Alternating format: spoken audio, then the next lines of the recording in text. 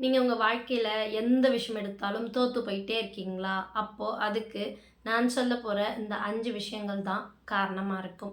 முதல் காரணம் என்ன அப்படின்னு பார்த்தீங்கன்னா, எந்தவித குறிக்கோளும் இல்லாமல், இலக்கும் இல்லாமல் வாழ்க்கையில் எதுக்கு வாழ்கிறோன்னே தெரியாத ஒரு வாழ்க்கையை வாழ்ந்துட்டுருக்கிறது.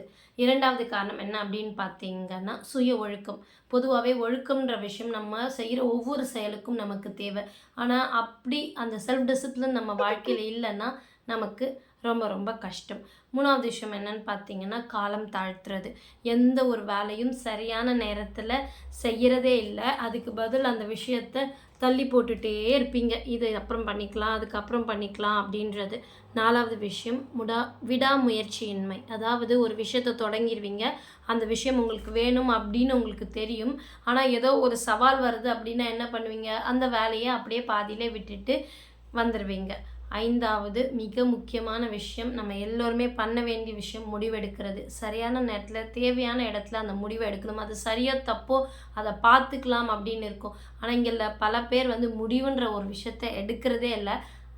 அதுதான் இந்த 5 காரணங்கள் தான் உங்கள் வாழ்க்கையில் நீங்கள் தோத்துட்ருக்கிறதுக்கான மிக முக்கிய காரணம். இதில் நீங்கள் என்ன பண்ணிகிட்ருக்கீங்க அப்படின்றத கீழே கமெண்ட்டில் சொல்லுங்கள்.